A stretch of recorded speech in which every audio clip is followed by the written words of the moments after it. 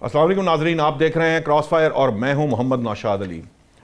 नाजरीन, ईरान जंग का एक बड़ा नतीजा सामने आ चुका है और वो ये है कि अमरीकी सदर डोनाल्ड ट्रंप और इसराइली वज़ीर आज़म के दरमियान जो टेलीफोनिक गुफ्तगू हुई, उस गुफ्तगू के अंदर दोनों के अंदर खासी जिसे कह लें कशीदगी पाई जा रही है उस गुफ्तगू में, क्योंकि अमरीकी सदर ये समझते हैं कि बहुत जल्द एक ऐसा मुआहदा होने जा रहा है जिसकी बुनियाद पर 1 माह का वक्त मिलेगा ईरान को अमेरिका के साथ तवील मुज़ाकरात के लिए, जिसके बाद तमाम तर चीज़ें जो हैं वो सामने आएंगी। जबकि जो इसराइली वज़ीर आज़म हैं नेतन्याहू साहब, वो आपको सबको पता है कि वो क्या चाहते हैं। उनकी ख्वाहिश रही है कि ये ईरान जंग किसी सूरत बंद ना हो और वो जो है वो ईरान के ऊपर हमलावर रहें। लेकिन चूँकि अमेरिका इस जंग से निकलना चाहता है, पूरी दुनिया जो है वो इस जंग की वजह से जिन हालात को पहुंच चुकी है वो किसी से ढके छुपे नहीं है। महंगाई जो है वो आसमान से बातें कर रही है। ख़ुद अमेरिका के अंदर पेट्रोल की प्राइसेस और दीगर प्राइसेस जो हैं वो बढ़ चुकी हैं।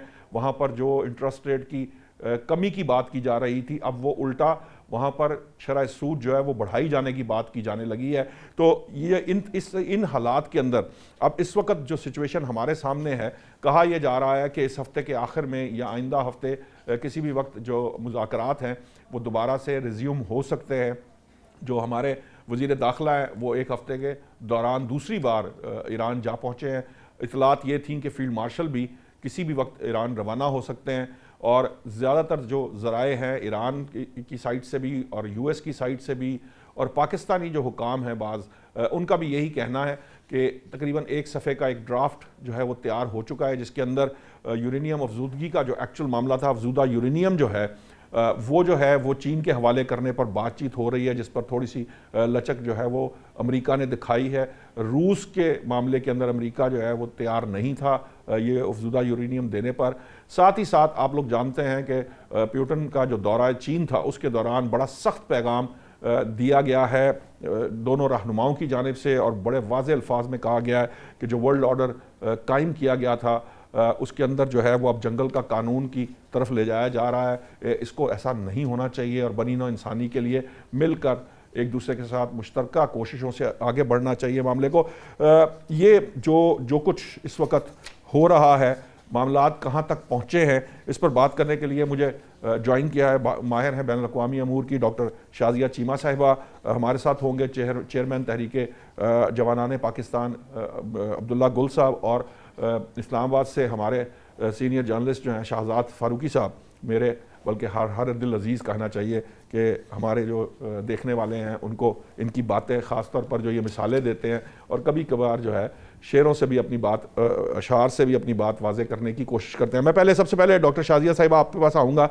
ये जो बात अब कही जा रही है मुख्तलिफ़ ज़राए से कि कोई एक सफ़े का कोई मुआहदा तैयार हुआ है जिसके अंदर ये शामिल है कि ये जो जंगबंदी है ये मुस्तकिल हो जाएगी और 1 माह जो है वो मुज़ाकरात होंगे दोनों फ़रीक़ैन के दरमियान, ये किस हद तक आपको लगता है कि ये काबिल अमल होगी? और इससे अगर अब नाए हुरमज़ नहीं खुलती इस पहली उसके अंदर, अगर 1 माह बाद खुलती है तो उसके क्या असरात होंगे? इससे उम्मीद तो बहुत लगाई जा सकती है और काबिल अमल भी है, क्योंकि अगर हम देखें कि जो इस्लामाबाद को ईरान का जिसको हमने जिक्र भी किया था कि 3 फेजेस पे जो है वो आपके कुछ बैकग्राउंड आवाज है, पता नहीं कहाँ से है, वो बहुत ज्यादा जी, डिस्ट्रैक्टिंग मैं है। प्रोड्यूसर साहब, आवाज़ कोई बैकग्राउंड की आवाज़ आ रही है वो जरा। जी जी, प्लीज़ आप जारी रखिए, मैं दोहराता हूँ। जी जी। तो 3 फेजेस में जो है वो हमने अपनी जो है वो अपना प्लान जो है वो इस्लामाबाद को पहुंचा दिया, जिसमें पहले फेज पे जंगबंदी होगी और उसके अंदर हर जो है वो लेबनान से लेकर गजा तक और हर जगह पे जो है जितनी भी इनकी जिसको एक्सेस ऑफ रेजिस्टेंस कहते हैं वहां पे तमाम एग्रेशन जो है खत्म होगी। जब वो मरहला तय हो जाएगा तो फिर दूसरे मरहले में स्टेट ऑफ हुर्मुज पे बात होगी और तीसरे मरहले में यूरेनियम का मसला जो है वो जेर बहस आएगा। ये ईरान की तरफ से जो जितने भी नुकात थे उनको समेट कर 3 मरहलों पे जो है वो डिवाइड करके जब इनको कोर्स किया गया इस्लामाबाद आप आइए, और ईरानियन इंटेलिजेंस की रिपोर्ट थी कि ये जो ब्लॉकेड है ये हम पे किसी अटैक का प्रिटेंस है, तो लिहाजा वो उस तारीख को जिस तारीख को अमेरिका ने कहा वो इस्लामाबाद नहीं आए, लेकिन उसके बाद अब्बास कराची जो हैं अपने टाइम पे वो आए और उसके बाद ओमान और मस्कत जो है वहाँ पे गए और वहाँ जाके स्टेट ऑफ हुर्मुज पे ऑफ कोर्स बात की होगी, और फिर रूस जाने से पहले एक दफ़ा फिर जो है वो इस्लामाबाद से होते हुए जी। पुतिन से उनकी मुलाकात हुई, सर्गे लेवरॉव से उनकी मुलाकात हुई। तो बिल्कुल काबिल अमल है अगर उनकी फेजेस के हिसाब से देखा जाए, लेकिन ग्राउंड रियलिटी को अगर देखें तो मिलिट्री बिल्डअप बहुत ज़्यादा जो है वो हो रहा है, और उस बिल्डअप के पीछे जो फोर्सेस हैं वो भी बहुत मुतहरिक हैं। मुसलसल उन थिंक टैंक्स में ये बातें जो हैं वो हो रही हैं, पब्लिश हो रही हैं कि ये बहुत बड़ी ह्यूमिलिएशन है और इस ह्यूमिलिएशन से निकलने के लिए हमें कोई ऐसा काम ज़रूर करना है जिससे हमारी जो सुक्की है वो थोड़ी सी देखने में कम जो है वो हो जाए, जिसमें डॉक्टर साहब, आपको विक्टोरिया लगता है न्यूलैंड का हस्बैंड। कि ये जो फेस सेविंग, जिस फेस सेविंग जो चाह रहे हैं अमरीकी, क्या वो ईरान देने के लिए तैयार होगा? ईरान को सब मिल बैठकर यही समझा रहे हैं कि फेस सेविंग भी अमेरिका इसीलिए ले रहा है कि वो स्ट्रेटेजिक पॉज है, वो 10 साल 12 साल बाद ये वो अपना ख्वाब जो है वो उसको छोड़ के नहीं जाएगा, क्योंकि हमारा मसला ये है कि हमने इंटरनलाइज कर लिया जो वो हमें मीडिया पे अपने ऑब्जेक्टिव बताते हैं। वॉर ऑब्जेक्टिव उन्होंने बताया कि जी यूरेनियम की अफसुर्दगी है, इस वजह से हमने हमला कर दिया है, और यहाँ पे ये अपनी जो जिसको वो प्रॉक्सीज कहते हैं वो एक्सेस ऑफ रेजिस्टेंस जो है उसकी सपोर्ट बंद करें। फिर जंग शुरू हुई तो स्टेट ऑफ हुर्मुज बंद हो गई, तो वो भी ऑब्जेक्टिव में शामिल हो गया। ये 3-4 कभी भी ऑब्जेक्टिव जो हैं वो नहीं है।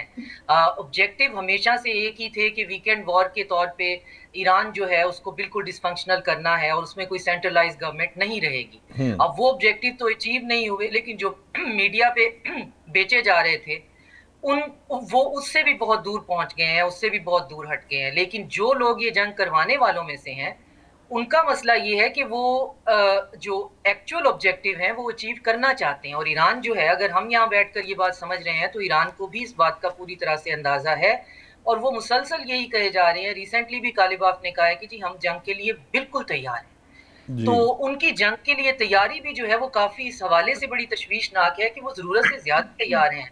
ज़रूरत से ज़्यादा इस बात को अपने मीडिया पे रीइन्फोर्स कर रहे हैं कि हम जंग के लिए बहुत तैयार हैं। और फिर जो रिसेंट हमें हमारे वज़ीर दाखिला की जो विज़िट्स हैं, मेरी रीडिंग ये है कि शायद ये भी वजह है कि अगर ये इमिनेंट है एक अटैक किसी ना किसी फॉर्म एंड शेप में, तो फिर क्या सूरत हाल होगी, क्योंकि वो जाके वहाँ पे मिलिट्री के लोगों से बहुत मिल रहे हैं कि आपकी रिटेलिएशन क्या होगी, रिटेलिएशन के लिए टारगेट क्या होंगे, क्या वही होंगे जो आप कह रहे हैं कि आप अंडरग्राउंड सी केबल्स जो हैं उनको काटने की बात कर रहे हैं, उसके नक्शे छाप रहे हैं, या फिर बाबुल मंदेब बंद करवाएंगे, या फिर गल्फ के ऊपर दोबारा अटैक शुरू हो जाएंगे। हमारी पोजीशन उसमें बहुत क्रिटिकल हो जाएगी। इराक़ी साहब ने चीज़ों तो को कहा कि संभालना नए हमको हैरान को नए तरीके इस्तेमाल करेंगे। मोस्ट प्रोबेबली वो उसके काटने से मुतल्लिक भी हो सकता है। जो इंटरनेट केबल की बात की जाती है अंडर सी जो है वो भी मैं चाहूँगा अब्दुल्ला गुल साहब, ये जो इसराइल में मिलिट्री बिल्डअप हुआ, जो अमरीकी वहाँ पर उतारे गए, वहाँ पर साजो सामान असलहा उतारा गया,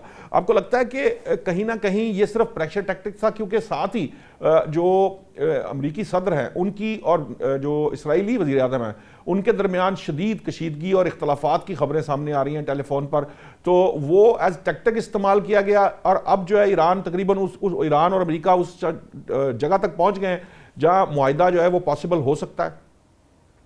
बिस्मिल्लाहिर्रहमानिर्रहीम, बहुत बहुत शुक्रिया नौशाद अली साहब, आपने मदू किया। सर। देखिए, जहाँ तक ताल्लुक है कशीदगी का, तो ये आई थिंक ये क्रोकोडाइल टीयर्स हैं, ये इसी तरह से चलते रहते हैं। अमेरिका और इसराइल का क्या मुकाबला है कि मतलब कल को यही कहें कि जी बड़ी शदीद झड़प हो गई किसी मुल्क के दरमियान में, एक छोटा चटांक भर का एक नाजायज रियासत है, अमेरिका के सहारे बैठा हुआ है और वहाँ वो सर चढ़कर बोल रहा है। सर चढ़कर बोल रहा है तो फिर जाहिर है एप्स्टीन फाइल के दबाव में बोल रहा होगा, और क्या बोल रहा होगा। तस्वीरें साथ साथ दिखा रहा होगा डोनाल्ड ट्रंप साहब को उनके करतूतों की, तो फिर यही बात हो सकती है। और वरना क्या हो सकता है? देखिए ना, अमेरिका का मफाद तो कहीं भी मुकद्दम नहीं रखा गया। अगर ये जंग अमेरिका की होती तो आज अमेरिकी कौम उनके साथ खड़ी होती। ये जंग कभी भी अमेरिका की नहीं थी।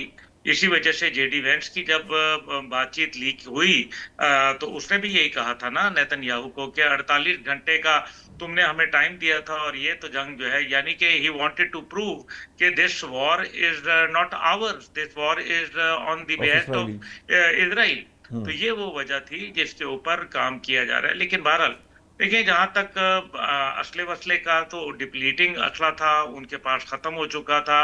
बहुत ज्यादा मुश्किलात का सामना करना पड़ रहा था इजराइल को, और उसकी वजह से वो असला तो उनको देना था। फिर उन्होंने ये भी कहा कि हम एक मुस्तकिल फौजी बेस अब रखेंगे इसराइल में। इसका तो वाज़े मतलब ये नजर आ रहा है कि बाकी अरब ममालिक ने गालिबन अमेरिका को ये बावर करा दिया है कि हजूर आप अपने अड्डे यहाँ से समेटें, क्योंकि हमारे लिए मुश्किलात में इजाफा हो रहा है। और सऊदी अरब और कतर ने तो बकायदा यूक्रेन के साथ एरियल डिफेंस डील भी कर ली है। यानी कि वो कहते हैं कि जी हमें आपके डिफेंस और सिक्योरिटी मैकेनिज्म पर एतमाद ही हासिल नहीं है। अब जो यूएई और बाकी ममालिक की जानिब से आया कि आप हमला ना करें, तो डोनाल्ड ट्रंप साहब ने पहले इन लोगों की मानी थी जो अब मान रहे हैं। इस टाइम पे तो जबरदस्ती वो तो हाथ वॉल स्ट्रीट पकड़ा हुआ है, जर्नल ने और भी वो मेरा ख्याल कहते है हैं कि ना वो उसके जो बारे में रिपोर्ट दी है कि ये सब ऐसे ही झूठ ही है, क्योंकि इन तीनों ममालिक से हमने बात की है, ये तीनों ममालिक ने कहा जी हमने किसी को कुछ नहीं कहा।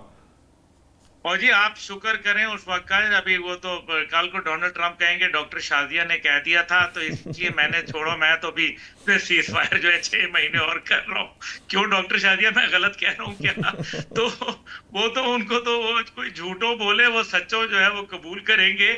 उनका हाल बुरा है। असल में आप जी देखें कि उनकी जो दो कॉम्बैटिंग एक कॉम्पिटेंस थी, वो एक थी उनकी जो स्ट्राइक कैरियर ग्रुप्स के ऊपर, यानी कि नेवी के ऊपर। उनके स्ट्राइक कैरियर ग्रुप्स तो थे वो दुनिया के अंदर खौफ और तहलका मचा देते थे जिस जगह वो जाते थे। जी अभी मसला यह है कि ईरान के पास कुछ ऐसी चीजें आई हैं जिससे वो स्ट्राइक कैरियर ग्रुप में खुद ब खुद आग भड़क रही है। धोबी जो है बड़ा बदमाश हो गया वहां का, वो आग लगा देता है जेराल्ड फोर्ड के अंदर, धोबी घाट से आग। देखे ना आप कितनी अजीब बातें हो रही हैं। फिर वो तो 42 वापस जहाज अमेरिका उनके पहुंच गिर चुका है चुके हैं। जेराल्ड फोर्ड, तो वो तो उन्होंने बुला जी लिया जी, है, सेफ नहीं कर लिया मैं, है। वो तो अब तुम दबा के भागा है वो अब। लेकिन इस सब के बावजूद देखें, अगर हम इसको जरा थोड़ा सा टेक्निकली देखें, तो उनका जो नेवी है उसने तो उनके जो एडमिरल है अभी उन्होंने कूपर। कहा कि जी हमारे पास एक तो एग्जॉस्ट हो गए हमारे सोल्जर्स, उनका जो हमें मेंटेनेंस की रिक्वायरमेंट है, और थर्डली ये है कि हमें जो बजट का बहुत बड़ा इशू है। अभी उनके नेवल मिनिस्टर को भी निकाल दिया गया था इसी बात की वजह से। और फिर अब जो दूसरा है वो उनका एरियल सिस्टम है। उनकी टेक्नोलॉजी F-35 जैसे जहाज, F-15 जैसे इनविंसिबल जहाज जो है वो कॉम्प्रोमाइज हो गए हैं। 42 जहाज बकौल अमेरिकन रिपोर्ट के वो गिराए जा चुके हैं। इसलिए एयरफोर्स भी उनकी जो है वो ईरान में आने से कासिर है। इस गर्मी में अमेरिकन चॉकलेट क्रीम सोल्जर बेचारे पिघल जाएंगे गर्मी के अंदर अगर वो बूट्स ऑन ग्राउंड करेंगे। वहां ईरानी इनको छोड़ेंगे नहीं। वहां आपनाए हुर्मुज की जो इस टाइम पे वहां हब्स बना हुआ है वो इनका बर्बाद करके रख देगी। इसलिए ये बात तो हकीकत है कि अमेरिका चाहता है कि किसी सूरत हो जाए मामला। लेकिन मेरे ख्याल में ईरान को भी समझना पड़ेगा कि फेस सेविंग तो उनको देनी पड़ेगी। लेकिन ईरान जो मेरी, क्योंकि कल एम्बेसडर से बड़ी लंबी चौड़ी तफसीली गुफ्तगू हुई है अच्छा। 1 to 1, तो मैं ये जानता हूं कि ईरान का एक इशू है। ईरान ये कहता है कि जी जो 14 नुकात हमने दिए थे इससे पहले, जो ज्वाइंट कॉम्प्रिहेंसिव जो प्लान था उसके तहत जो मुआहदा हुआ था, हम बार बार हम तो अपनी बात को साबित करते हैं, ये हैं जो हर बार मुआहदा तोड़ देते हैं, उसके ऊपर अमल नहीं करते। जो एतमाद का फुकतान कंसेशन देनी बेसिकली। थी, जो इन्होंने वो सैंक्शंस अनलिफ्ट करनी थी वो करते नहीं है। तो हु कैन गारंटी? इसलिए जो उनकी मिलिट्री कमांड है वो ये कहती है रोज रोज मरने से बेहतर है एक दफा मर जाया जाए। और फिर हुर्मुज रोजाना उनके लिए एक हथियार नहीं बनेगी। लोग दुनिया ऑल्टरनेट प्लान्स तलाश कर लेगी। जी इसलिए ना रोजाना डोनाल्ड ट्रंप को मुश्किलात का इंटरनल सामना होगा। इसलिए वो भी जो है ना वो डट के मैक्सिमम खड़े में इससे मैक्सिमम उनकी निकालना मजबूरी है। चाहते हैं कि जो भी, अब उनको पता है कि इस वक्त जो है वो खुद सयाद जो है वो आ गया अपने दाम के अंदर, तो अच्छे तरीके से जो है वो जो मैक्सिमम रिजल्ट लेना चाहते हैं वो ले लें। शहजाद साहब, ये मैक्सिमम लेने की जो कोशिश है ये तो अपनी जगह है, लेकिन आबनाए हुर्मुज अगर नहीं खुलती और फर्दर 1 माह डायलॉग के प्रोसेस में जाते हैं, तो आपको नहीं लगता कि ये बहुत सी दुनिया की मईशतें जो हैं वो इसको सर्वाइव नहीं कर पाएंगी? चलो हमारा और चीन का मामला तो कुछ ना कुछ हल्का फुल्का चल रहा है, लेकिन बहुत से ममालिक तो इससे बहुत परेशान होंगे। कैसे ये जो है ना वो इसको तस्लीम करेंगे जो एग्रीमेंट अब होने जा रहा है? बिस्मिल्लाहिर्रहमानिर्रहीम। बहुत शुक्रिया नौशाद साहब। देखिए, एक बात समझने की है कि जो जंग ईरान ने मैदान में जीती है वो मुज़ाकरात की मेज पर तो हारने के लिए बिल्कुल तैयार नहीं। ये तो नहीं हो सकता कि आपने जंग में उनसे कुछ हासिल नहीं किया और अब आप चाहते हैं कि सिर्फ दबा के। और ताकत का प्रॉब्लम ये होता है कि ताकत को आप इस्तेमाल करते हैं तो ताकत कम हो जाती है। ताकत का सिर्फ डर और खौफ होता है, और अमेरिका ने ईरान का वो डर खौफ उतार दिया है। अभी अब्दुल्ला गुल साहब फरमा रहे थे कि बूट्स ऑन ग्राउंड, तो ईरान में बूट्स ऑन ग्राउंड मेरा ख्याल है कि ये बदतरीन चॉइस होगा अगर उन्होंने लेकिन ऐसा अब कोई चॉइस किया। उसकी वजह यह है कि ईरान को 10-11 साल 12 साल की जंग इराक के साथ लड़ने का तजर्बा हासिल है, और यूं भी ईरान की जो हजारों साल की सकाफत है वो उनको कट मरने के लिए तो आमादा करती है, हथियार डालने पर आमादा नहीं करती। और इला ये कि आप उनको ये धमकी दें कि हम एक तहजीब मिटा देंगे और ये कर देंगे और वो कर देंगे। बुनियादी बात ये है कि वो जैसे आपने कहा ना, अभी गुलजाब ने कहा कि डॉक्टर शादिया के कहने पे ट्रंप साहब मजीद जंगबंदी में तोसी कर सकते हैं। तो वो एक देहाती औरत जो है वो घर से नाराज होकर चली गई अपने मियाँ से, और उसके बाद अब वो उसको लेने नहीं आए। तो थोड़े अरसे बाद या थोड़ी देर के बाद देखा तो वो खातून जो थी वो भैंस की जो दुम थी उसको पकड़ के तो वो घर आ रही है। और वो उसने घर आके ऐलान किया कि भाई मैं तो घर नहीं आना चाहती थी, मेरी तो कोई सुलह नहीं हुई, लेकिन ये भैंस मुझे मजबूर कर रही है। तो अब ये यूनाइटेड स्टेट्स ऑफ शहजाद साहब, इस अमेरिका केस के अंदर बिलाशुबा भैंस कौन है? मैं बताता हूँ सर, मैं गुजारिश करता हूँ। यूनाइटेड स्टेट्स ऑफ अमेरिका जो है वो बिलाशुबा एक सुपर पावर है, और गो के अब वो यूनिलैटरल जो मैं यूनिपोलर माजरत चाहूंगा, अब शुबहात सर, शकूक शुबहात पैदा हो नहीं रहे?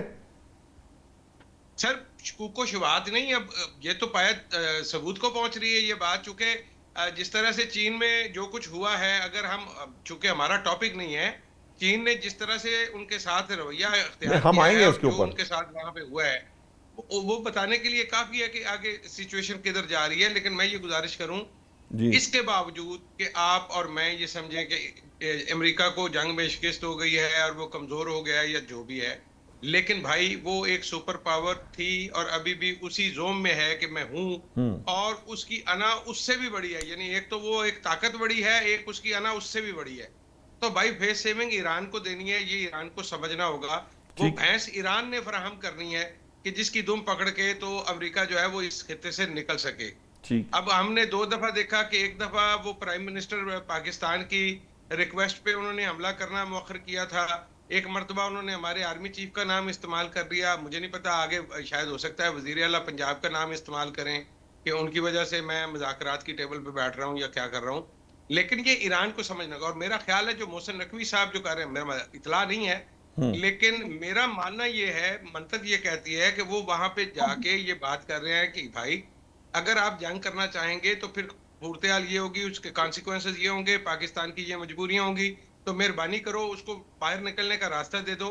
कोई बात नहीं, आप जीते सही, लेकिन इस वक्त की सिचुएशन आपसे ये तकाजा करती है, चूंकि ईरान ने पूरी दुनिया की मईशत का नरखा पकड़ा हुआ है, ऑक्सीजन नहीं मिल रही है। जी। देखिए पूरी दुनिया में अगर वो पेट्रोल, और मैं जौहरी यकीनी ताकत तौर की पर तरह वो जो समझता हूं, जो एटम बम मार के इंसान वो सुपर पावर ने फायदा लिया था हिरोशिमा नागासाकी, उससे ज्यादा सख्त मामला जो है वो यहाँ हुआ हुआ है, क्योंकि पूरी दुनिया की मैं शहजाद साहब आपके पास आता हूँ। मैं ये जो अभी शहजाद साहब ने हवाला दिया डॉक्टर शाजिया साहिबा, ये बड़ा इंपॉर्टेंट है। रूस के सदर जाते हैं तो बॉडी लैंग्वेज बिल्कुल डिफरेंट है सदर शी की। जो अमरीकी सदर जब जाते हैं तो बिल्कुल वो जैसे कह लीजिए कि वो बाज़ औक़ात तो बसा औक़ात, मुझे तो जो फुटेजेस नज़र आई उसके अंदर तो वो ऐसे था कि वो बादले नाखास्ता जो है ना वो उनके साथ हैं या उनके साथ बात कर रहे हैं। फिर नताइज के पर्सपेक्टिव के अंदर भी कोई मुआहदा हमारे सामने नहीं आया। वो एक बोइंग की डील की बात थी, वो भी पता नहीं कहाँ चली गई। फिर उसके अलावा वो जो अपने साथ तमाम तर बिजनेसमैन, जिसका बहुत शोर डाला, उन्होंने खुद शोर डाला कि मैं दुनिया के बड़े बिजनेसमैन लाया हूं, कोई डील हमारे सामने नहीं आए, उसके अगेंस्ट यहां रूस के सदर आए हैं, कोई शोर शराबा नहीं था। उसके बावजूद वो 20 के करीब मुआहदों की बात की जा रही है और बहुत सारी डील्स फर्दर भी जो है वो निगोशिएट हो रही हैं। ये क्या फ़र्क है और इस फ़र्क से ईरान जंग के ऊपर कितना फ़र्क पड़ेगा? क्योंकि वहां बड़ा स्ट्रांग मैसेज भी दिया गया है कि ये जो कुछ हो रहा है, ये गुंडागर्दी, यानी ये अल्फाज का चुनाव भी, ये डिक्लेरेशन के अंदर इस किस्म का जो कहना है, इसका क्या मायने है और इसका कोई इम्पैक्ट होगा? बिल्कुल इसका इम्पैक्ट तो बहरहाल है, और ये रिपल इफेक्ट है, ये कोई एक दिन का इम्पैक्ट नहीं है। चाइना और रशिया, वो उनका कहना है कि हमारी नो लिमिट पार्टनरशिप है, और जब दो ऐसे लोग मिलते हैं जिनकी नो लिमिट पार्टनरशिप हो तो बॉडी लैंग्वेज में फ़र्क तो आ जाता है। और दूसरा ये कि अमेरिका के अंदर इस वक्त जो गवर्नमेंट बैठी हुई है, कोई बहुत काबिल सताइश तो पिछली हुकूमतें भी नहीं थी, लेकिन एटलीस्ट वो जैसी भी थी वो प्रिटेंड ज़रूर करती थी कि हम स्टेट्समैन हैं, और स्टेट्समैन की तरह बिहेव करने की कोशिश करती थी। इन्होंने जो इंटरनेशनल लॉ को भी किसी हद तक बॉदर करती थी। बिल्कुल एक पॉपुलस एक रेजीम के तौर पे कल्ट फॉलोअर्स, और फिर उन्हीं के जुबान इस्तेमाल करते हुए आम बंदा वक्ती तौर पे खुश बहुत होता है, उसे लगता है शायद मेरे जैसा ही कोई बंदा जो है वो जो तख्त पर बैठ गया है और मेरी ही जुबान बोलता है, मेरे ही जैसे जो है वो मजाक करता है, जुगते भी कर लेता है कभी कभार। तो लेकिन हकीकत में जो रियासत चलाना है वो जुगते करना नहीं है।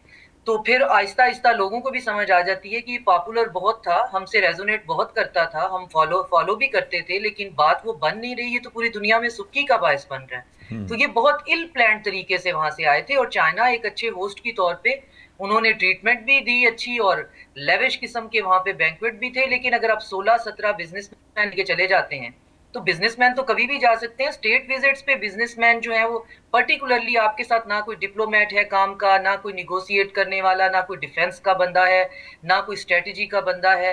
तो यही हरकत इन्होंने अलास्का में भी की थी, वहां भी ये पुतिन के साथ मिलकर उसमें से कुछ भी एज सच सब्सटेंशियल बाहर नहीं निकला था। लेकिन पुतिन जो अपने साथ टीम लेके आए हुए हैं, उसको देखकर अगर आप उनको देखें वन बाय वन के कौन कौन उनके साथ था, तो आपको फर्क वाजे हो जाता है कि दोनों के दरमियान जो है बातचीत में कितना फर्क हो सकता है, क्योंकि एक के पास तो तैयारी ही नहीं है। वो वहां पे साइट सीइंग कर रहे हैं और पूछ रहे हैं कि ये दरख्त जो आप दिखा रहे हैं, ये बाग जो दिखाया, ये क्या पहले भी किसी अमरीकी सदर को दिखाया है?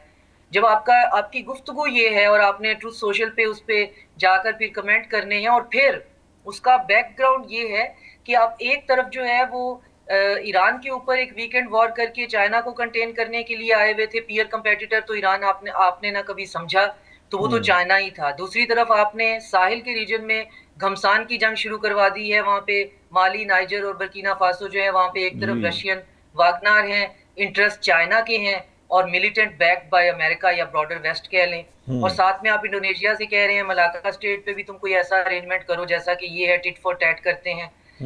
मॉस्को के ऊपर जो है वो जंग जो है वो भी थोड़ी सी बढ़ा दी है यूरोपियन सपोर्ट से, और यूक्रेन जो है वो अब मॉस्को के अंदर जो है वो ड्रोन अटैक कर रहा है। तो ये सारी काम करते हुए आप ठुमक करते हुए पहुंच जाएं जी हम स्टेट विजिट के लिए आ रहे हैं, तो मैं हैरान इस बात पे होती हूँ कि क्या इंटेलिजेंस जो है वो तो हमसे बहुत ज्यादा उनके पास मटेरियल होता है पार्स करने के लिए, डिसाइफर करने के लिए, लेकिन इसके बावजूद वो अपने बड़ेपन का मुजाहरा करते हैं। और शर्मिंदगी सिर्फ यही है कि कोई ज्वाइंट कम्युनिके नहीं है, ईरान के मौजू पे कोई बात नहीं है, और सिर्फ ताइवान की बात समझानी थी वो खुल के समझा दी। बाकी वो जो बात आपके प्रोग्राम में मैं तोते की तरह हर दफा जो है वो आके कर देती हूँ हर प्लेटफॉर्म पे कि हम एक सिक्योरिटी अरेंजमेंट पे बात कर रहे हैं, तो वो तय हुआ कि वो सिर्फ मैं नहीं कह रही हूँ, वाकई एक ब्लूप्रिंट जो है वो बन रहा है। वो भी उन्होंने खुल के कह दिया कि हमें एक इंडिजिनस सिक्योरिटी प्लान चाहिए इस रीजन का, जिससे फिर मेरी अंडरस्टैंडिंग है कि वेस्ट जो है उसको हमने ये नहीं कहना कि आप जाएं, हम आपसे नाराज हैं, कुटी हो गई और अब हम आपसे तल्लुकात, उनकी बहुत बिजनेस है उनके साथ, तो ये तो पॉसिबल नहीं है। सिर्फ ये कि आप रिकैलिब्रेट करें या इंटीग्रेट करें, या फिर अपने स्फीयर ऑफ इन्फ्लुएंस की जो बात करते हैं आप उसमें वापस चले जाएं। वो भी निकल आएगा, लेकिन ये जो वो आपकी बात दुरुस्त है, वो उसकी शेप भी हमारे सामने कुछ अरसे में आनी शुरू हो जाएगी। कोई ना कोई सोल्यूशन तो होगा ना, कोई किस तरीके से वो इंटीग्रेट हो रहा है या वो सामने खड़ा हो रहा है। अब अभी अब्दुल्ला गुल साहब ने कहा था कि मेरी भी ये अंडरस्टैंडिंग थी कि जब इसराइल के अंदर अगर बिल्डअप हो रहा है तो मुझे ऐसा लगता था कि खलीजी ममालिक ने इनकार कर दिया है, इसी वजह से सारा असलहा जो आया वो वहाँ गया, चाहे वो इसराइल की फेवर के लिए था या उनको देने के लिए था या वो ईरान जंग की तैयारी थी।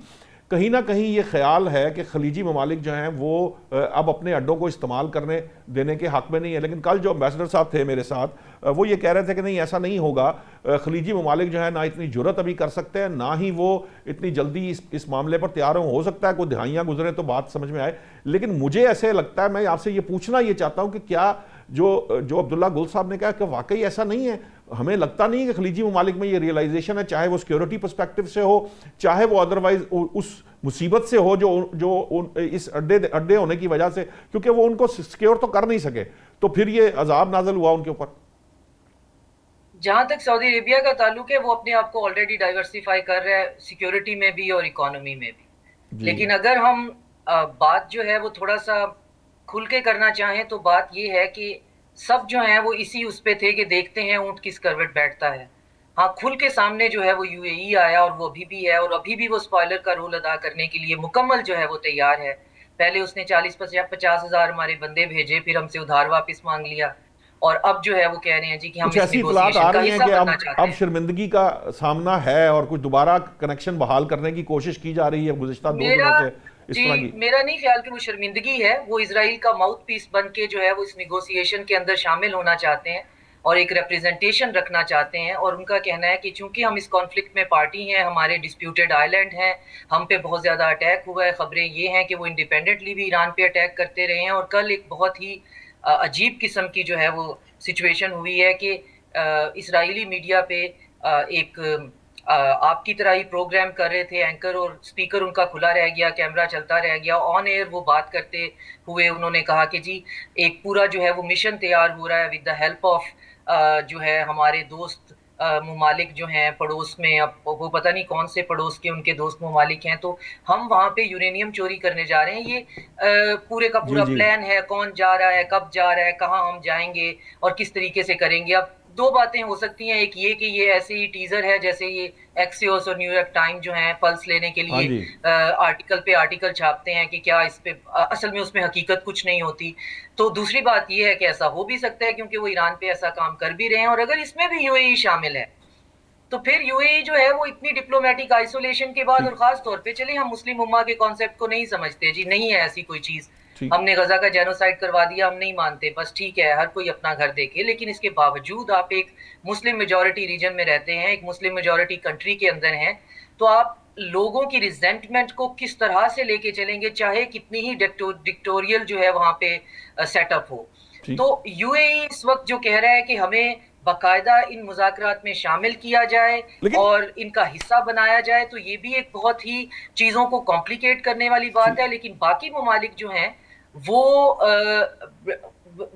एक दोराहे पे खड़े हुए थे उनको, लेकिन अब उनको बहरहाल ये जरूर समझ आ गई है कि हमें डाइवर्सिफाई करना है। हम सिर्फ एक ताकत पर भरोसा नहीं कर सकते हैं, हम बाकी ताकतें भी हमने देखी। अब्दुल्ला गुल साहब, ये जो यूएई का मामला है, ये आपको लगता है कि वो तो खुद पार्टी है, पार्टी कैसे उन निगोशिएशंस का हिस्सा बन सकती है, या वो कैसे इस हद तक आगे बढ़ सकते हैं? आपको लगता है कि ईरान इस चीज़ पे किसी सूरत भी तैयार होगा, या कोई और फरीक जो है वो, इसराइल की तो अपनी ख्वाहिशात और अपनी चीज़ें अपनी जगह हैं, लेकिन ये कैसे ये मुमकिन हो पाएगा?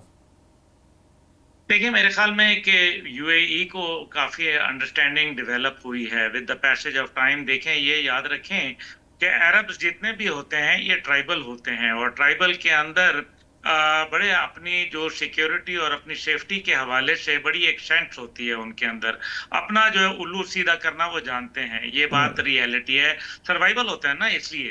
अब जब से इंडियन आए हैं, उन्होंने कहा है कि जी हमारा डिफेंस पैक्ट भी हुआ, और उन्होंने कहा कि जी हम आपके पायलट्स को भी ट्रेन करेंगे, तो उसके ऊपर यूएई का माथा ठनका। उन्होंने कहा खुदा के लिए, पाकिस्तान के पायलटों ने तुम्हें पहले ट्रेन कम किया है कि तुम हमें भी ट्रेन करने चले हो। तो उन्होंने कहा इनको तो ट्रेन पे रवाना करो, इसलिए वो तो बात खत्म हुई। लेकिन अब जो मसला है यूएई का, कि यूएई को ये अंदाजा हो गया है कि रीजन के अंदर ईरान तो एक ताकत बनकर उभर रहा है, और अब उसको कोई रोक नहीं पाएगा। और ईरान के साथ उनका $90 बिलियन का ट्रेड भी था। यूएई का तमाम जो इकोनॉमी है उसका 30% सिर्फ ऑयल प्रोडक्शन और उसका जो जिसको रिफाइनरी है वो उस पर काम करते हैं। 70% जो है वो दूसरी तिजारत है, और उसमें टूरिज्म भी है। और ईरान का, हमारे दोनों शहजाद फारूकी साहब और डॉक्टर शादिया ये जानते हैं कि वहाँ का जो बुनियाद थी ईरान की वजह से यूएई खड़ा हुआ था, इसमें कोई दूसरी राय नहीं है। तो वो ट्रेड सारा उनके साथ बैठ जाएगा, और ऊपर से जबरदस्त का ठेंगा वो भी सर पर रहेगा। जहां तक इसराइल की बात है, देखें वो जो माइक खुला रह गया, वो सारा जो प्लान बनाया वो उन्होंने इंडियंस के साथ मिलके बनाया। बॉलीवुड ने नई फिल्म बनाई है जिसमें पाकिस्तान को तहस नहस करके रख दिया है, और इसराइल ने जाके सब चीजें चोरी कर ली हैं। पाकिस्तान का बम भी लेके चला गया है, मुझे और आपको भी लेके चला गया है। ये अलग बात है कि फिर वो फिल्म देखने के बाद लोगों ने तालियां बजाई और शो टूट गया और नींद से बेदार हो गए। ये अगर करना होता तो ये फिसाइल मटेरियल कब का चोरी कर चुके होते, क्यों नहीं कर चुके होते? पहले क्या क्यों नहीं ये करते? पाकिस्तान का बम बनने देते? कभी भी नहीं बनने देते। पाकिस्तान के ऊपर इजराइल ने कितने कितने प्लान बनाए। एक तो वो वक्त था जब मेरे वालिद जब आईएसआई के सरबराह थे, तब जो है इन्होंने प्लान बनाया था। दे वांटेड टू कम, आपके कौटा के ऊपर हमला करना चाहते थे, आपके साथ जो है वो न्यूक्लियर फैसिलिटी को डैमेज करना चाहते थे, लेकिन नहीं हो सका। अल्लाह का शुक्र है पाकिस्तान ने बिफिटिंग रिस्पॉन्स दिया था, और उसके बाद भी इन्होंने कोशिश की। फिर ये जो अब ईरान के ऊपर भी इन्होंने बड़ी को 404 दिन जो इनका सीज रहा यूनाइटेड स्टेट्स की एम्बेसी का, शाह के जमाना जब वो खत्म हुआ तो उसके बाद उन्होंने 404 दिन उनकी एम्बेसी को पकड़ लिया। अमेरिका अपने बंदे तक तो छुड़वा नहीं सका एम्बेसी के, तो बाकी को छोड़ें। ये क्या बातें करते हैं। और तब का ईरान और आज के ईरान में जमीन आसमान का फर्क है। अब जो बात आ जाती है वो आती है भैंस के ऊपर। भैंस जो है वो खरीद के दे दें खुदा के लिए, ताकि उसकी दुम जो है वो पकड़ के कोई मामला आगे बढ़े, क्योंकि भैंस जब तक नहीं आएगी ये मामला इसी तरीके से लटकता रहेगा। लेकिन इवेंचुअली देखें, जहां तक ताल्लुक है इजराइल का, जिस मकसद के लिए अमेरिका चाहता था कि इजराइल को डिप्लोमेटिकली पॉलिटिकली सपोर्ट मिले दुनिया की जानिब से, और दिन और रात वो मुआहदे करवा रहा था, और अरब मुल्क जो थे वो पके हुए आमों की तरह उनकी झोली में गिर रहे थे। तो याद रखें कि वो तो सारा खत्म हो गया। वो गजा पीस बोर्ड कहां गया? वो अब्राहम अकॉर्ड की क्या हैसियत रह गई? ये तमाम वो जो डील ऑफ द सेंचुरी थी, वो तो that has been converted into a death of a nation. और फिर जो हमास जो है वो आज कहां खड़ा हुआ है? इस सारे के अंदर इजराइल ने क्या हासिल किया? 27 अक्टूबर को इलेक्शन है, और 27 अक्टूबर को नाजायज रियासत के अंदर जो इलेक्शन है उसमें ये क्या अपना फिटे मुंह दिखाएगा नेतन्याहू कि मैं जो है वो पिटा हुआ आदमी हूं, मुझे जो है जगह जगह से इसी वजह से तो पड़ रही है, मेरे पे करप्शन इसी के वजह से तो वो charges हैं, लड़ाई मेरा मेरा ख्याल है सदर वो जो मानने के लिए। अब्दुल्ला गुल साहब, मुझे ब्रेक का कहा जा रहा है, शायद इसी वजह से जो अमेरिकी सदर हैं उनके साथ ये जो चपकलिश जिसकी हम बात कर रहे हैं ये हुई है, क्योंकि अमेरिका के इलेक्शन आने से पहले जो मिड टर्म आ रहे हैं उससे पहले तो मामलात कुछ और होंगे, लेकिन ये इसराइल वाले जो इलेक्शन है वो नेतन्याहू समझते हैं कि इससे उनको नुकसान हो सकता है। मुझे ब्रेक का कहा जा रहा है, ब्रेक से वापस आएंगे। शाहजाद फारूकी साहब से जो सवाल मैं करूंगा, जो बादशाहते हैं बेसिकली, ये जो थ्रेट था, ये आपने अमेरिकी सदर जो है डोनाल्ड ट्रंप उनको बादशाहतों के थ्रेट देते हुए आपने सुना होगा। वो ओपनली ये थ्रेट देते हैं कि आप लोग डेमोक्रेसी नहीं है। रजीम चेंज ईरान में नहीं हो सका, उसके बाद ये बादशाहतें अपने आप को सिक्योर फील कर सकती हैं विदाउट यूएस, क्योंकि अगर वहाँ पे चेंज नहीं करा सका तो फिर शायद सऊदी अरब के अंदर और बड़े जो अरब ममालिक हैं वहाँ भी शायद मुमकिन ना हो, और ख़ास तौर पर जब सिक्योरिटी जो है वो डाइवर्सिफाई हो जाए और दूसरे ममालिक पाकिस्तान समेत उसमें शामिल हो जाएं, तो ये क्या सिनेरियो डेवलप होगा आने वाले वक्त में, ये पूछते हैं इस ब्रेक के बाद। वेलकम बैक नाज़रीन। ब्रेक पे जाने से पहले बात हो रही थी कि एक डर था बादशाहतों के समवेयर इनसाइड, और अमेरिका उसका भरपूर फ़ायदा भी उठाता था। उन्हें जमहूरियतें ना होने का ताने भी देते थे, पैसे ले जाते थे इस मामले के अंदर। अब ईरान में रजीम चेंज नहीं हो सका, ईरान का भी डर अपनी जगह मौजूद रहेगा। उस सूरत के अंदर ये जो अब जिन जगहों पे बादशाहते हैं, ये जो जिस तरह अभी अब्दुल्ला गुल साहब ने कहा कि ये कबाइल होते हैं और अपनी सिक्योरिटी के लिए बड़ा ध्यान रखते हैं, तो क्या वो कोलू के बैल बने रहेंगे फारूकी साहब, या वो भी कुछ सोचेंगे कि अब उन्होंने क्या अल्टरनेट लेने हैं? सऊदी अरब ने तो बंदोबस्त किया है, बाकी क्या करेंगे? सर वैसे तो मैं थोड़ा सा ऑन अ लाइटर मूड कह सकता हूँ कि आप भी एक बादशाह हैं, लेकिन हमने एक पुरानी कहावत सुन रखी है कि दुनिया में सिर्फ 5 बादशाह रह जाएंगे, 4 ताश के और 5वां जापान का। अच्छा, तो ये बादशाहतों ने तो बिलाशुबा खत्म हो जाना है, और बादशाही सदा जो है वो मेरे रब की है और वही रहेगी जी। असल बात ये है कि ये थोड़ा कॉम्प्लिकेटेड है। देखिए, इसमें एक एंगल है अरब और अजम का, वो फैक्टर अपनी जगह रहेगा। फिर जब हम अरब की बात करते हैं तो फिर उसमें कबाइल है, और कबाइल कौन से हैं? वो हैं जिनके बारे में हमने सुना है कि भाई वो कभी पानी पीने पिलाने पे झगड़ा होता था, तो कभी वो घोड़ा गधा आगे बढ़ाने पर या ऊंट आगे बढ़ाने पर भी झगड़ा कर लेते थे। तो ये प्रॉब्लम जो है वो जो एक कबाइली असबियत है और एक दूसरे को नीचे दिखाने की जो ख्वाहिश है, वो इस पूरे मंजरनामे को मजीद पेचीदा कर देती है। अब देखिए, अरब के पास तो कुछ भी नहीं था, ये रेगिस्तान था, यहाँ पे सिवाय रेत के और कुछ नहीं था। उसके बाद आपने यहाँ से तेल जब निकला तो उसके बाद यहाँ के हालात तब्दील होने शुरू हुए, और तेल को निकालने में जिन मुल्कों ने मदद की, जिस तरह से तेल को प्रोडक्ट बना के तो बेचा गया, तो उसमें जिन ममालिक ने किरदार अदा किया उनका एक रोल था। फिर आपने पेट्रो डॉलर इंट्रोड्यूस कराया, तो दोनों फ्री कैन को फायदा हुआ कि इन्होंने तरक्की का वो रास्ता सीख लिया या देख लिया जिस पर अमेरिका चलता रहा था, या जदीद दुनिया किस तरह से अपने आप को आगे बढ़ाती है। और इसी तरह से अमेरिका को अपने डॉलर को मजबूत करने का मौका मिला। उसने पूरी दुनिया पर अपनी करेंसी के जरिए गिरफ्त मजबूत की, मुआशी निज़ाम पर। तो ये एक आप समझिए कि एक निज़ाम था जो चल रहा था।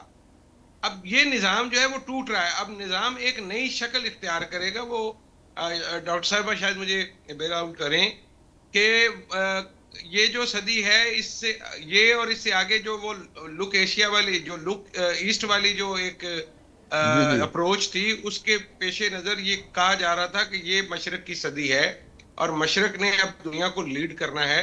तो अब पुराना बंदोबस्त एक टूट रहा है। अभी किसी को समझ नहीं आ रही कि इसमें किस तरह से रिएक्ट करना है।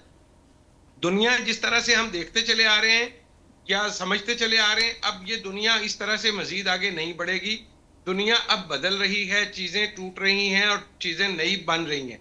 यूएई ने, और पहले नंबर पे तो ये देखना है कि ये बना कैसे था, इसके पीछे किसकी ख्वाहिश मौजूद थी। जैसे हम इसराइल की बात करते हैं और हम कहते हैं कि जी अमेरिका के सर पे, मुझे ये कहना पड़ेगा कि भाई उसकी बुनियाद तो बरतानिया ने रखी थी। बेसिकली तो ये बरतानिया का ब्रेन चाइल्ड था और अमेरिका और बाकी मगरबी ताकतों ने इसको एक रियासत की शक्ल दी। अदरवाइज तो अमेरिका उस वक्त शायद इतना करीब नहीं था इसराइल के या यहूदियों के। हो सकता है मैं गलत हूं, अगर मैं गलत हूं तो मुझे प्लीज करेक्ट कीजिएगा। तो अभी यूएई ने एक चॉइस ली है, उसने दानिस्ता तौर पर सोच समझकर एक चॉइस ली है। उसने भारत, इसराइल और अमेरिका के साथ खड़ा होने का फैसला किया है। खित्ते के दूसरे ममालिक जो हैं वो सूरत हाल को बदलता हुआ देख रहे हैं, वो इस आलमी बंदोबस्त को तब्दील होता हुआ देख रहे हैं। उनको लग ये रहा है कि अमेरिका की गिरफ्त शायद मुस्तकबिल में उस तरह से दुनिया पर नहीं होगी और वो अपने आप को रीअलाइन कर रहे हैं। अब रियल अलाइनमेंट के लिए उनके पास क्या ऑप्शंस हैं? हाँ, और ये याद रखिए कि पाकिस्तान के लिए जो बेहतर अपॉर्चुनिटीज हैं वो इसी रीअलाइनमेंट की वजह से बन रही हैं। जो पिछले साल हमने भारत के साथ किया, उसने भी एक बड़ा डेंट डाला जो आलमी बंदोबस्त था, क्योंकि बंदोबस्त में तो ये तय था कि भारत के जरिए इस पूरे खित्ते को आपने कंट्रोल करना है। चीन भी काबू में रहेगा, पाकिस्तान भी रहेगा, अफगानिस्तान पर भी नजर रहेगी, रशिया और चीन को यहां से लगामें डाली जानी थी। लेकिन भारत इतना सडी निकलेगा वो नहीं पता था। वो बेचारे फिल्म तो क्या, वो तो पिछले साल जो जंग हो रही थी उसके दौरान उन्होंने कहा लाहौर की बंदरगाह पर कब्जा कर लिया, तो मैंने और आपने उनका क्या मतलब बिगाड़ लिया। तो भाई इस तरह की बेसरोपा गुफ्तगू तो इंडिया करता रहेगा, लेकिन हमें ये समझने की जरूरत है कि इस वक्त आलमी बंदोबस्त तब्दील हो रहा है, रीअलाइनमेंट हो रही है, मुख्तलिफ ममालिक और कुव्वतें, मुख्तलिफ खित्ते, और हमारे खित्ते में चूंकि ये इस वक्त मरकजी हैसियत यहाँ पर हो रही है, इस सारे कजिए की बुनियाद जो है वो ईरान से बन रही है, तो इसलिए ये यहाँ पे फोकस ज्यादा है। लेकिन ओवरऑल अगर आप देखें कि यूरोप में इस वक्त इसराइल की अप्रूवल रेटिंग कितनी खराब है, मेरा नहीं ख्याल कि जब से मैंने होश संभाला है यूरोप में इसराइल वाले से इस तरह की गुफ्तगू हमने कभी देखी। और जितने बड़े मुजाहरे अमेरिका में इस वक्त हो रहे हैं और उसकी कीमत जो है वो सदर ट्रंप जो है वो भी भुगतेंगे, उनकी अपनी अप्रूवल रेटिंग भी गिरी हुई है। तो ये मैं बुनियादी बात ये है कि ये एक बंदोबस्त है जो टूट रहा है और नए खदोखाल अभी वाजे नहीं है, अलाइनमेंटें हो रही हैं, ये उसकी वजह से कंफ्यूजन है। ठीक है डॉक्टर साहब भाई, ये जो यूएई की बात की है, ये यूएई, भारत, इसराइल, ठीक है, ये एक नेक्सस है जो ओपनली हमें नजर आया, लेकिन साथ ही साथ हमने ये भी देखा कि यूएई जो है वो चीन की तरफ भी अपना झुकाव जो है वो दिखा रहा है। वहां पर भी वो बहुत सारे एग्रीमेंट्स करने के चक्कर में है। पाकिस्तान से भी मैं यानी कह लें बावसूख ज़राए से ही आपको बता रहा हूँ कि गुज़िस्ता 2 रोज़ से वो दोबारा जो है अपनी माफ़िया मांगने वाला कह लीजिए या शर्मिंदगी कह लीजिए या अपने ताल्लुकात को बेहतरी की तरफ लाने के लिए पाकिस्तान से, क्योंकि वो समझता है कि पाकिस्तान के साथ अगर ताल्लुकात ठीक ना हो तो उसके लिए खासी मुश्किलात बनेंगी, और ख़ासतौर पर जो उनकी अपनी इंटरनल पॉलिटिक्स है यूएई की, वहाँ अबू धाबी बहुत टफ टाइम दे रहा है दुबई को। तो इस पर्सपेक्टिव के अंदर ये जो नए अरेंजमेंट की बात की जा रही है, आपको लगता है कि ये जो नया अरेंजमेंट होगा ये उससे मुख्तलिफ होगा जो सेकेंड वर्ल्ड वॉर के बाद बनाया गया था, और ये उस तरह का होगा जो चीन एक्चुअली जिस तरह का इश्तराकी निज़ाम की बात करता है?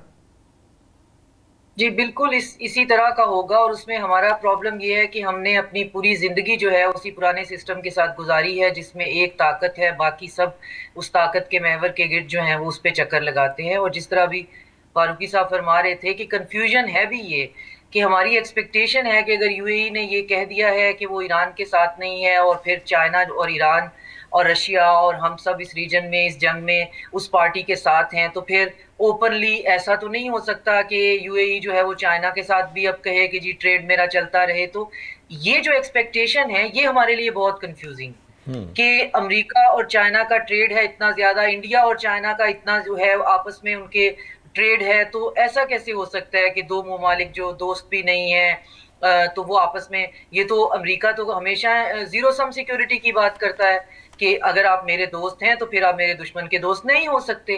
और हमें उसकी आदत पड़ी हुई है कि गांव में जो है वो चौधरी है, अब एक चौधरी नहीं रहेगा तो फिर दूसरा चौधरी तो आना पड़ेगा, वरना हमारे हम जैसे कमियों का फिर क्या बनेगा, हमें कौन संभालेगा।